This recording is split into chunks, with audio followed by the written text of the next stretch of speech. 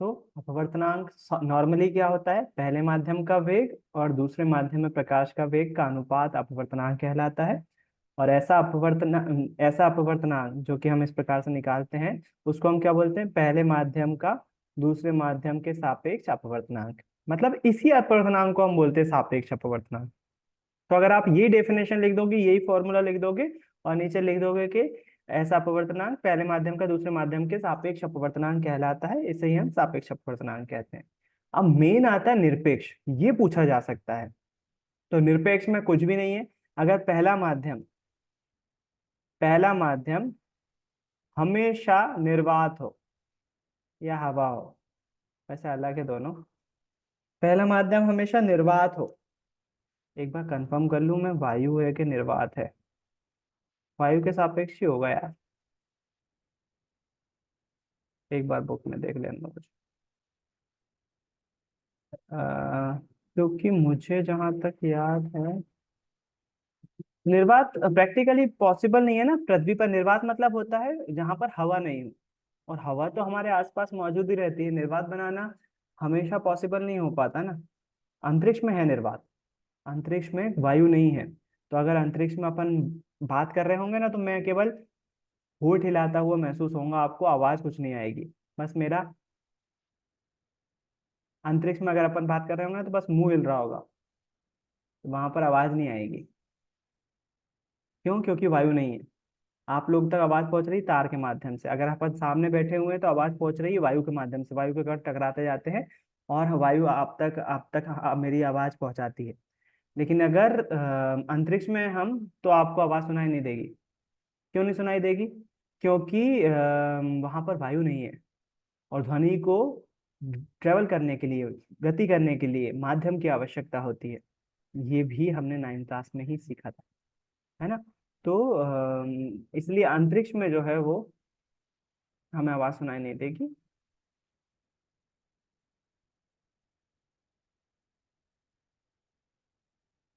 निर्वात या वायु दोनों लिखा हुआ है। तो यदि मान लीजिए यहाँ पर निर्वात या वायु है, पहले माध्यम में निर्वात या वायु है, तो मतलब हम दूसरे माध्यम का अपवर्तनांक किसके सापेक्ष निकाल रहे हैं, निर्वात या वायु के सापेक्ष निकलवा रहे हैं। तो ऐसा अपवर्तनांक क्या होगा, निरपेक्ष अपवर्तनांक कहलाता है।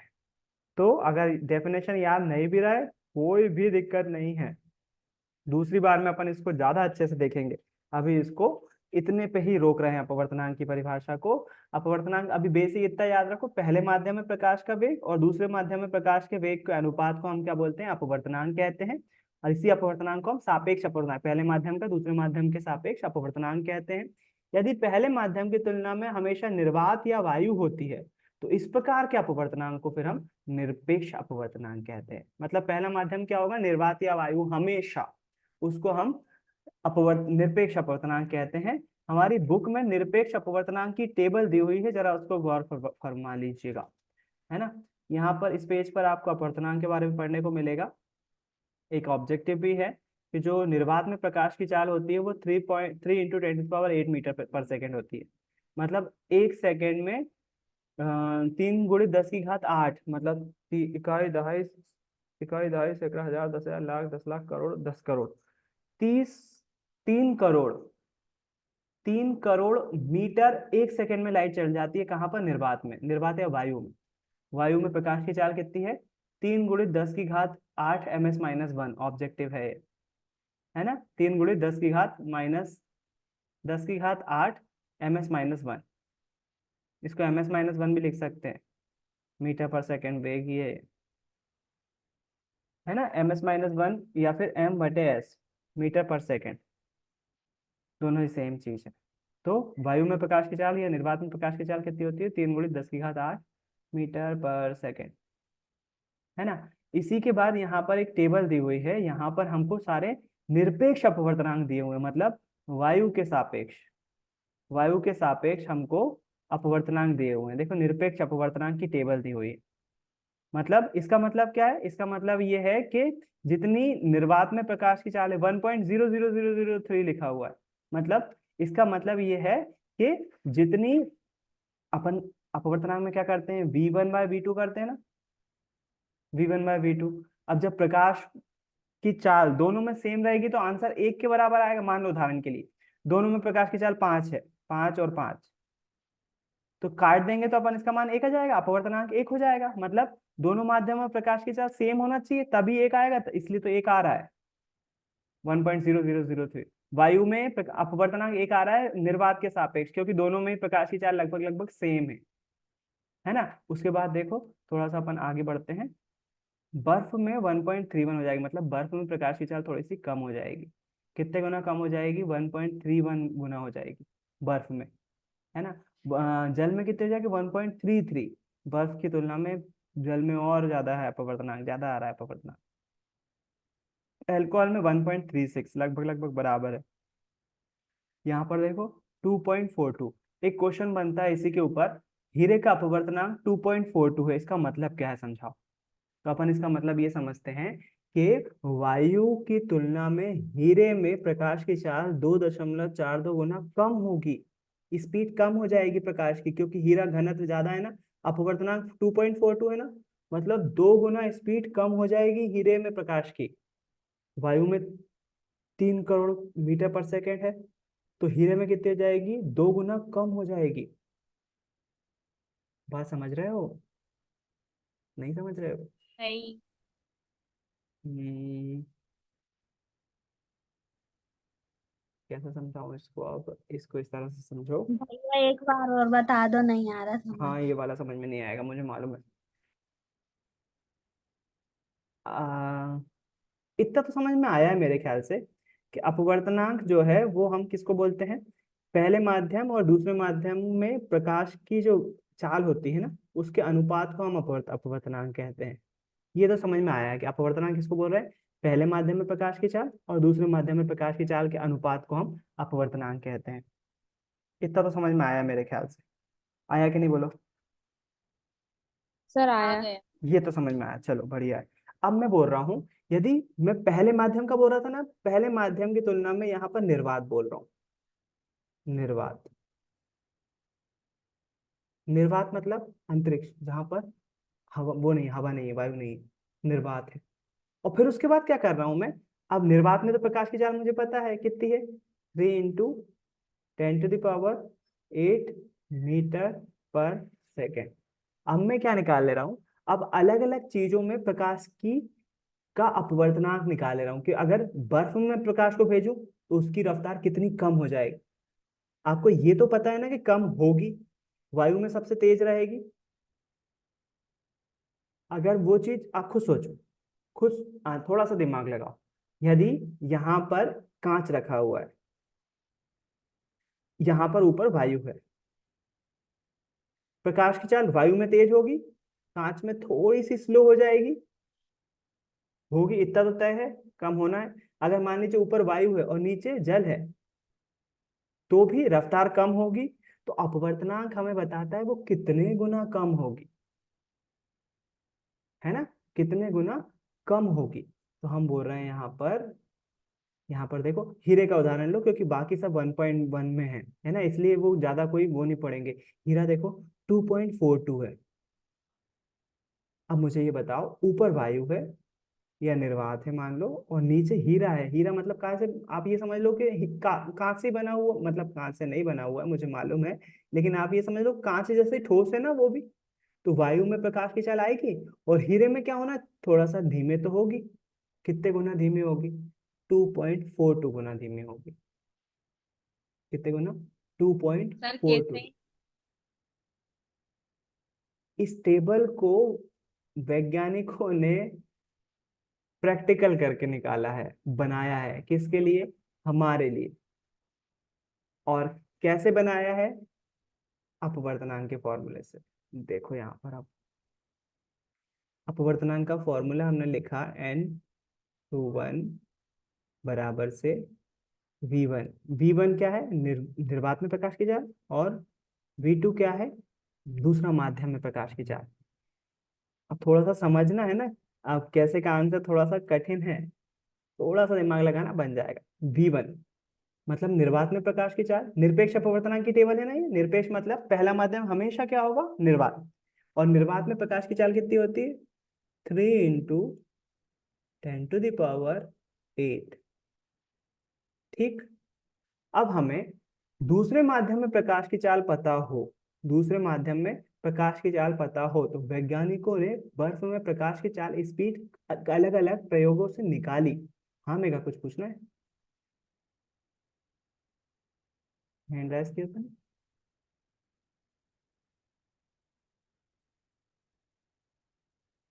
नहीं पूछना। दूसरे माध्यम में प्रकाश की चाल वैज्ञानिकों ने निकाली कई प्रयोग करके, है ना। वो प्रयोग क्या थे मुझे अनफॉर्चुनेटली नहीं पता है, तो वो चीज क्योंकि लेना देना नहीं था, तो उस स्पीड को निकाला उन्होंने, है ना। हम यहाँ पर अभी भी निकाल सकते हैं, प्रयोगों के बारे में भले ही नहीं पता मुझे, लेकिन यहाँ पर स्पीड कैसे निकालना, जैसे उदाहरण के लिए अपन हीरे का उदाहरण लेते हैं। हीरे का अपवर्तनांक कितना है? 2.42।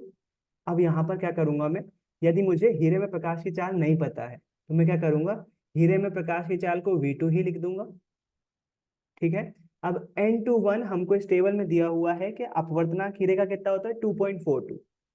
2.42 इज इक्वल्स टू, ये वायु में प्रकाश की चाल कितनी थी, निर्वात में प्रकाश की चाल कितनी थी? 3 × 10⁸ और हीरे में कितनी रफ्तार है हमको नहीं मालूम, तो V2 हम वैसा का वैसा लिख देंगे। अब V2 ज्ञात करना है तो V2 को ऊपर ले जाता हूँ, 2.42 को नीचे लेके आता हूँ। V2 is equals to 3 × 10⁸ divided by 2.42। 2.42। अब क्या करेंगे हम, 2.42 से 3 को डिवाइड कर दो तो हमें क्या पता चल जाएगी, हीरे में प्रकाश की चाल पता चल जाएगी। थोड़ा सा करके देखें, मैं ज्यादा देर नहीं लगाता हूँ क्योंकि रिलेट नहीं करता है अपने उससे। मैं क्या करता हूँ, कैलकुलेटर से 3 / 2.42 कर देता हूँ, तो ये हो जाती है 1.23। 1.23 इंटू 10⁸ मीटर पर सेकेंड। अब ये चीज जो है वैज्ञानिकों को पता थी उस प्रैक्टिकल के माध्यम से, उन प्रैक्टिकलों में जो है उन्होंने ये पता लगाया कि हीरे में प्रकाश की चाल इतनी होती है, और इसके आधार पर उन्होंने फिर अपवर्तनांक बताया कि भाई हीरे का अपवर्तनांक, क्योंकि हमको ये याद रखने की जरूरत ना पड़े, इसलिए उन्होंने थोड़ा सा इसको छोटा किया। कि इसको छोटा कैसे कर सकते हैं, देखो अब अपन अपन आप अगर मुझे मान लो हीरे की चाल पता चल रही प्रैक्टिकल के माध्यम से, वैज्ञानिकों ने, ये ऊपर नहीं जा सकता क्या? ओ भाई ये क्या होगा?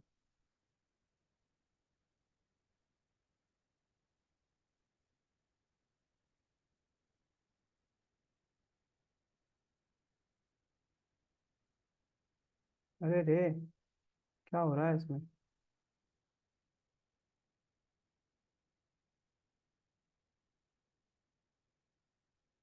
ओ भाई ओ भाई ओ भाई ओ भाई, इसको ऊपर ले जाना था। हाँ चला गया।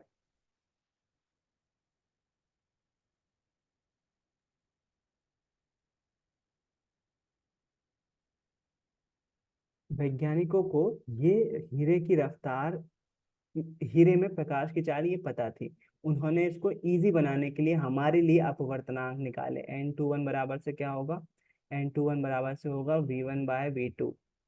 और V1/V2 में क्या करा, वायु में प्रकाश की चाल होती है 3 × 10⁸ मीटर पर सेकेंड, और V2 उन्हें उन्होंने प्रयोग से जो निकाली हीरे में रफ्तार वो आई थी 1.23 इंटू 10⁸ मीटर पर सेकेंड। और अगर आप इसको डिवाइड करोगे तो आपको पता चलेगा हीरे में अपवर्तनांक जो आएगा वो आएगा 2.42, जो कि उन्होंने इस टेबल में बना के दिया है। आप इस टेबल को देखोगे तो हीरे का अपवर्तनांक उन्होंने बना कर दिया है, ताकि आप या तो चाल का पता कर सको या फिर इससे ये अंदाजा लगा सको। आप खुद बताओ, आप खुद इस डेरिवेशन से, इसका इसका कलर मैं चेंज नहीं कर पाऊंगा, लेकिन यदि मैं इसको व्हाइट में ले आऊं, तो अब आप इस सब को भूल जाओ।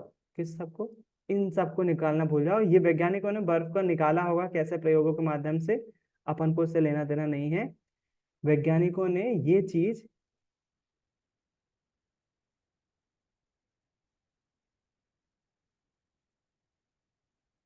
ये जो आपको यहाँ पर V2 दिखाई दे रहा है ना, ये वैज्ञानिकों ने मेहनत से कुछ प्रैक्टिकल करके निकाला होगा कि हीरे में प्रकाश की चाल इतनी होती है, 1.23 इंटू 10⁸मीटर पर सेकेंड। अब आप मुझे ये देखकर, अब उन्होंने अपवर्तनांक निकाला कैसे, V1 मतलब प्रकाश में वायु में प्रकाश की चाल 3 इंटू 10⁸मीटर पर सेकेंड, और हीरे में प्रकाश की चाल 1.23। आप मुझे देखकर बताओ, 10 10 की घात 8 को भूल जाओ, है ना, वो लिखा हुआ दोनों में बराबर है ना, तो उसको थोड़ी देर के लिए भूल जाओ। वायु में या निर्वात में प्रकाश की चाल 3 है, और हीरे में 1.23 है। किसमें ज्यादा है प्रकाश की चाल, इसमें 3 है, इसमें 1.23 है, 1.23 है। वायु में ज्यादा है प्रकाश की चाल कि हीरे में ज्यादा है, मुझे बताओ, आप खुद ही देखकर बताओ। हीरे में भैया। वायु में। प्रकाश की चाल किस में ज्यादा है, ये वायु में 3 है। कौन हम किसी ने बोला हीरे में प्रकाश की चाल ज्यादा, पूछ रहा हूं, कौन बड़ा है, 3 बड़ा है कि 1.23 बड़ा है। वायु में 3। भैया 3। 3 बड़ा है ना, तो प्रकाश की चाल किस में 3 ज्यादा होगी, वायु में ज्यादा होगी ना, वायु में। हीरे में कम होगी, हीरे में प्रकाश की चाल कम होगी। अपवर्तनांक हमें ये बताता है कि जो दूसरा माध्यम है उसमें प्रकाश की चाल कितने गुना कम है। तो हीरे का अगर अपवर्तनांक, अब जब हम टेबल पढ़ेंगे तो ये कैलकुलेशन हमारे दिमाग में रहना चाहिए कि यदि हीरे का अपवर्तनांक 2.42 है, तो हमें हीरे का अपवर्तनांक ये दिखा रहा है कि निर्वात की तुलना में, निर्वात की तुलना में हीरे का जो, हीरे में प्रकाश की चाल है वो इतने गुना कम है, इतने गुना कम है। क्या मैं इसका उल्टा बोल सकता हूँ, निर्वात में प्रकाश की चाल, निर्वात में प्रकाश की चाल हीरे की तुलना में 2.42 गुना ज्यादा है। यार ये वही बात हो गई कि मेघा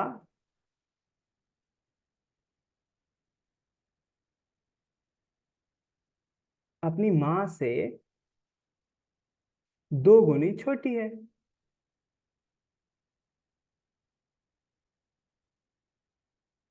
क्या मैं इसकी जगह ये नहीं बोल सकता हूँ कि मेघा की मम्मी मेघा से 2 गुनी बड़ी है, बोल सकता हूँ ना ये चीज।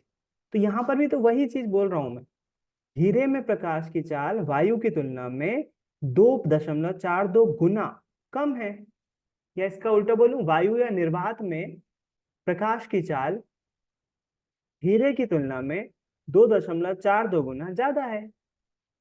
तो हमें ये टेबल में जो जो अपवर्तनांक दिए हुए हैं, ये इसलिए बता रहा है, हमें ये चीजें इसलिए बताई जा रही हैं, टेबल इसलिए बनाई गई है कि इन सब में प्रकाश की चाल इतने गुना कम हो जाती है।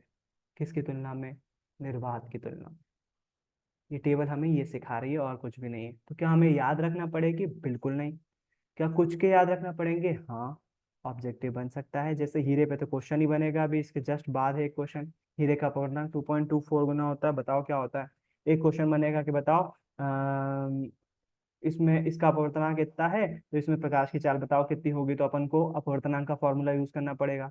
जब क्वेश्चन आएंगे तब की तब देखेंगे, है ना। अभी अपन क्या करते हैं, अभी अपन अपवर्तन अपने नियम पर वापस आ जाते हैं। अब अपन ने अपवर्तनांक के बारे में बहुत कुछ डिस्कस कर लिया, अब अपवर्तनांक के बारे में अपन बहुत कुछ जानते हैं। अब अपन आ जाते हैं वापस से अपने अपवर्तनांक के नियम पर। इसलिए मैंने कल नहीं बताया, पढ़ाया था अपवर्तनांक, क्योंकि अपवर्तनांक का पोर्शन जो है वो थोड़ा सा ज्यादा है, कल का टाइम कम पड़ जाता है ना। कल संडे है भाई साहब, तो कल क्लास रहेगी आपकी सुबह भी और शाम को भी, 2 क्लासेस रहेंगी। काय पहली की। पहली क्लास सुबह रहेगी, मन तो है सोशल बोलने का, सोशल की, है ना। सुबह जो क्लास रहेगी वो सोशल की क्लास रहेगी, तो कृपया करके मिस ना करें। उसकी टाइमिंग होगी 10 बजे से, है ना। 10 बजे से आपकी क्लास रहेगी, 1 घंटे 2 घंटे जितने भी घंटे चले, सोशल साइंस की क्लास रहेगी, कृपया करके मिस ना करें। और फिर शाम को आपकी एज इट इज साइंस की क्लास जो चल रही है वो तो चलेगी ही, 6 बजे जो चल रही है ना। कल एक्स्ट्रा टाइम सर है। सुबह 8 से नहीं रहेगी? नहीं, 8 से नहीं हो पाएगी, कल संडे है। क्यों। कल की sir timing math sir math की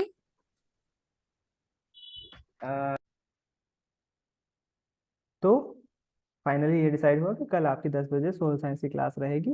अब हो जाते हैं अपन अपवर्तनांक पर, सॉरी हाँ, स्नेल के नियम पर। अपवर्तन का पहला नियम अपन ने देख लिया कि आपतित किरण, आपतन अभिलंब और अपवर्तित किरण तीनों एक ही तल पर स्थित होती हैं। दूसरा जो है, स्नेल नामक वैज्ञानिक ने एक नियम दिया, उसने बताया कि अगर हम आपतन कोण की ज्या और अपवर्तन कोण की ज्या के अनुपात को लिखें, आपतन कोण के, एक्चुअली में इसमें एक लोचा है, बता रहा हूं मैं।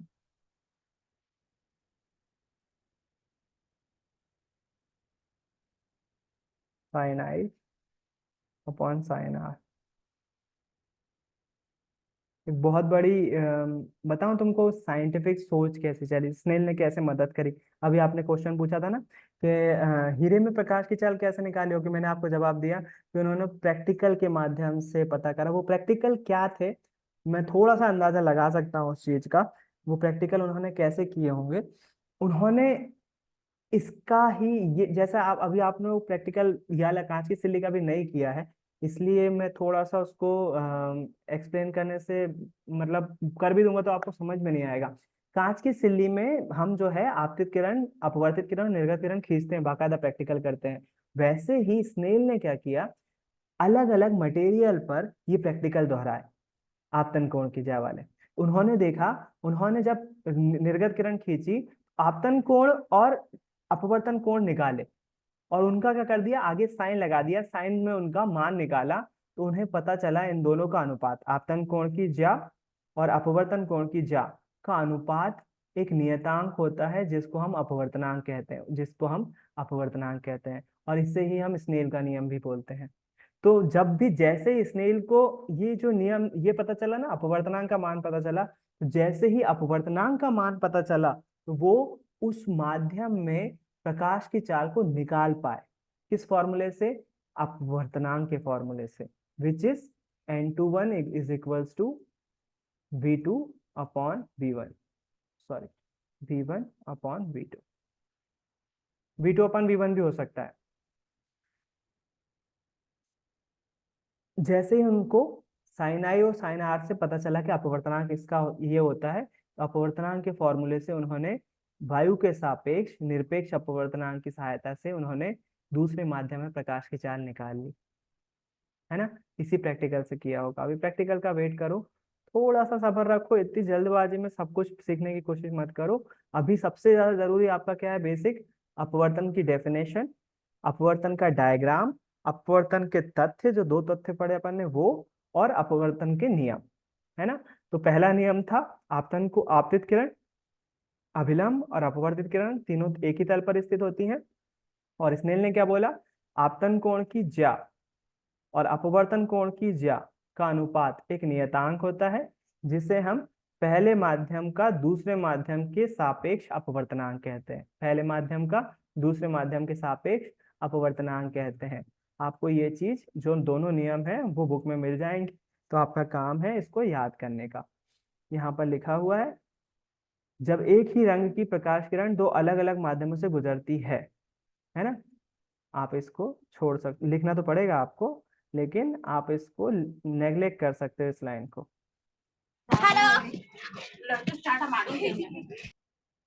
क्या था बेटा ये, चलो ये आ गया था भैया, ठीक है। वो आ गया।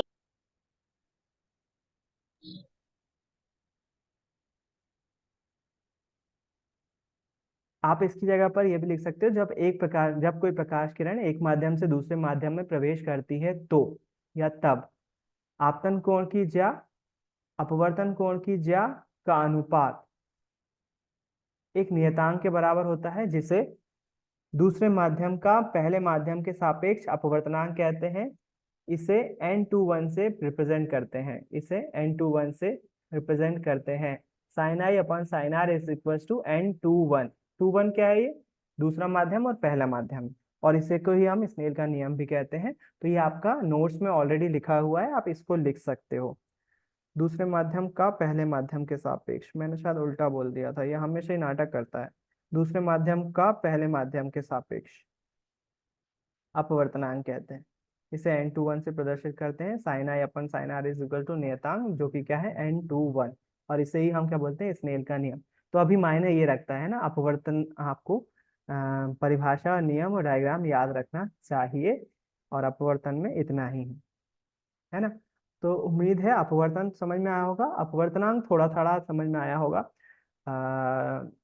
धीरे धीरे समझ में आ जाएगा, बेफिक्र रहो। अभी के लिए इतना काफी है अपवर्तन के बारे में। अपवर्तनांक का जो टॉपिक मैंने उठाया था वो थोड़ा सा डीप टॉपिक है, थोड़ा सा उसमें टाइम लगने वाला टॉपिक है, वो आसानी से समझ में नहीं आता है, और एमपी बोर्ड में इतना डीप पूछा भी नहीं जाता है, बहुत कम पूछा जाता है। जब पेपर टफ आता है ना, तभी ज्यादातर डीप में पूछा जाता है। बाकी अपवर्तन की डेफिनेशन याद रखो, नियम याद रखो, वही काफी है। तो अब अपन ने जब अपवर्तन पढ़ लिया है, तो अब अपन अगले टॉपिक की तरफ बढ़ सकते हैं। अपवर्तनांक भी पढ़ लिया है, थोड़ा थोड़ा समझ में भी आ गया है। अब अपन बढ़ सकते हैं लेंस की तरफ। लेंस किसको बोलते हैं? परावर्तन में जो काम दर्पण करता था, अपवर्तन में वो काम लेंस करता है ना। उफ,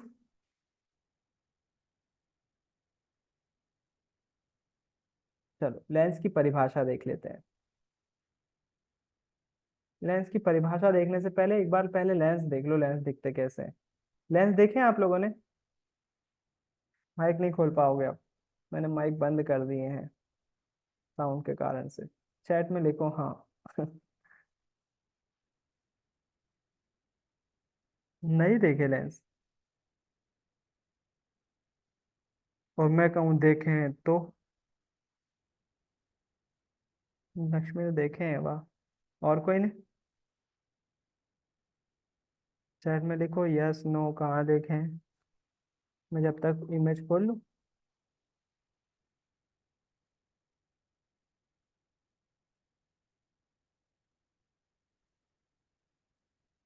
एमएम वाले बच्चों का रिप्लाई नहीं आया।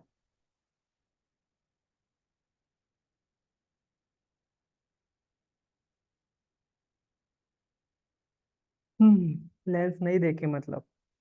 यार देखे हैं आपने लेंस, चश्मे लगाते हुए नहीं देखा किसी को? चश्मा और क्या है, चश्मा लेंस ही तो है। आपने कभी वो वाला प्रैक्टिकल नहीं करा जो सीआईडी में वो मैग्नीफाइंग ग्लास से देखते हैं ना, पास की चीजें बड़ी दिखती हैं, दूर तो वो क्या है? वो लेंस ही तो है। उसी से तो आग लगाते हो आपने आग लगाने वाला प्रैक्टिकल भी करा होगा। लेंस से कागज जलाते हैं अपन, एक बिंदु बना लेते हैं सूर्य की रोशनी का, वो लेंस ही तो है। तो वो लेंस है सारे। अब आपने किसी को भी चश्मे लगाए हुए देखे होंगे तो वो लेंस ही है। तो अब एक वीडियो देख लेते हैं लेंस का, कि लेंस कैसे प्रतिबिंब बना रहा। अरे हाँ, ये वाला तो स्कूल का भी मेरे पास रखा हुआ होगा, एक उत्तर लेंस का वीडियो। बहुत अच्छा प्रतिबिंब बनाता है उत्तर लेंस, मजा आता है उसको देखने में। बता रहा कौन सा है, प्रैक्टिकल कहाँ है? हम्म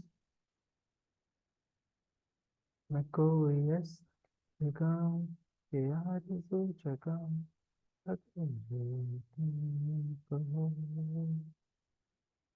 ला ला ला ला ला ला ला ला ला ला ला ला ला।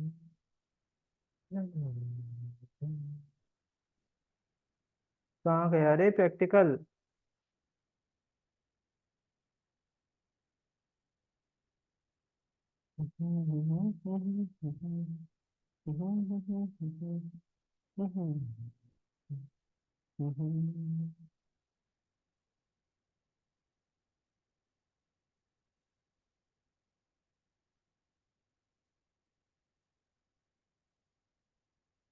वीडियो मिस हो गई क्या मेरे से?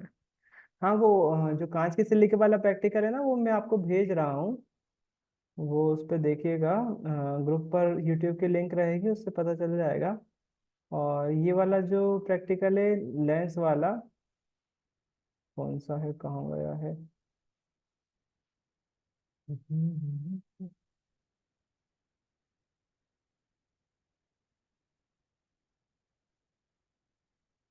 थोड़ा सा वाइट करो, चला रहा हूँ वीडियो, 5 मिनट बचे हुए हैं ना, और तीसरी क्लास नहीं है।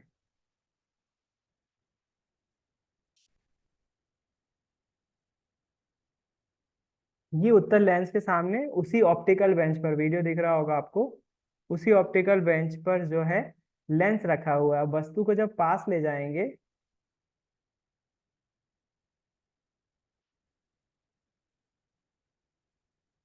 अपवर्तनांक की डेफिनेशन,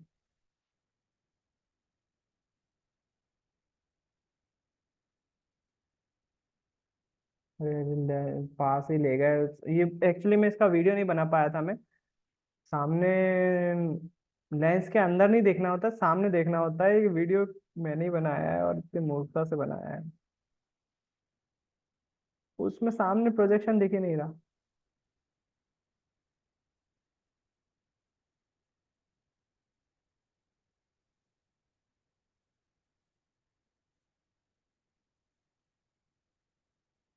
ये तो दर्पण है शायद, ये तो दर्पण है।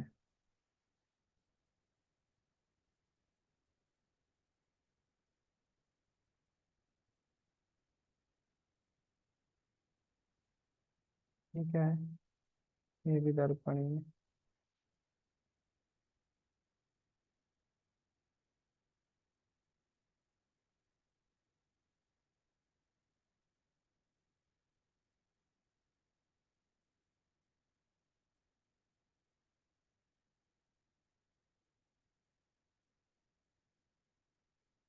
हम्म, वो वाला वीडियो नहीं मिल रहा मुझे।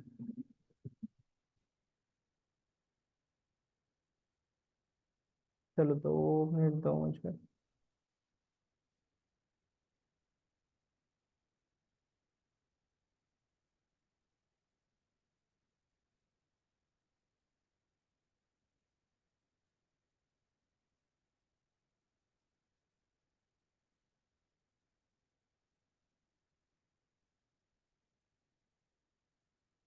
एक वीडियो है, वही कांच वाला, मतलब लेंस से कैसे प्रतिबिंब बनते हैं और कैसे लेंस जो है प्रकाश का अपवर्तन के साथ साथ, ये बहुत अच्छा है। उल्टा प्रतिबिंब दिख रहा है, हाँ इसमें कई बस यही प्रैक्टिकल अपन ऑप्टिकल बेंच पे करते हैं। इन्होंने ये बहुत अच्छे सस्ते सुंदर टिकाऊ इंस्ट्रूमेंट से प्रैक्टिकल कर लिया। तो इस प्रैक्टिकल को देखो, बस ऑब्जर्व करो। इसी के बारे में अपन कल डिस्कस करने वाले हैं शाम को। बहुत मजा आएगा।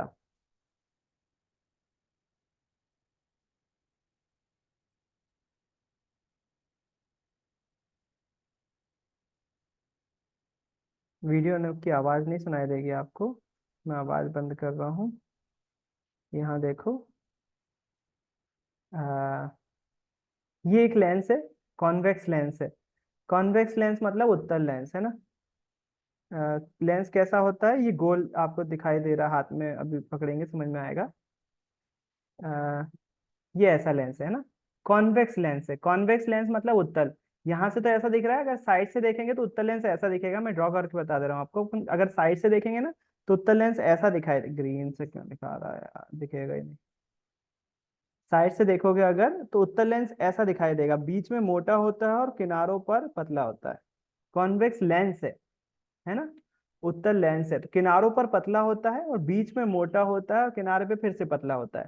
तो ये उत्तल लेंस है ना। अब उत्तल लेंस का प्रैक्टिकल कर रहे हैं, थोड़ा सा ऑब्जर्व करिए, बस कुछ नहीं देखना है, बस मजे लो।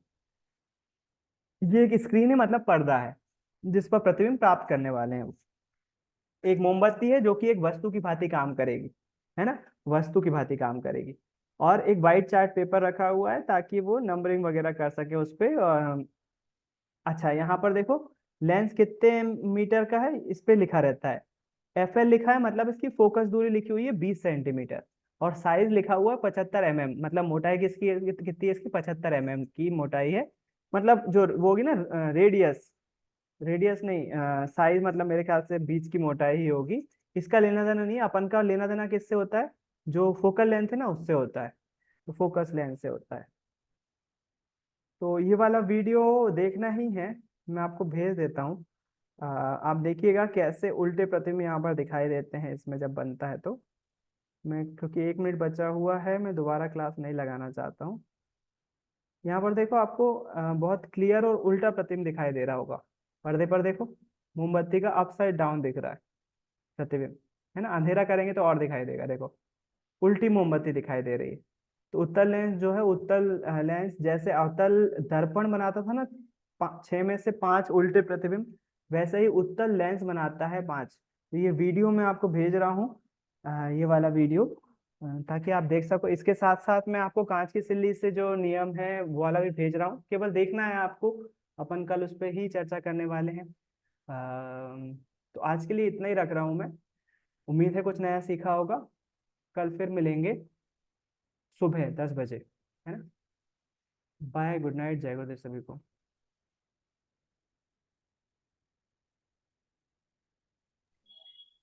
जय गुरुदेव भैया। जय गुरुदेव। जय गुरुदेव भैया। जय गुरुदेव शिखा।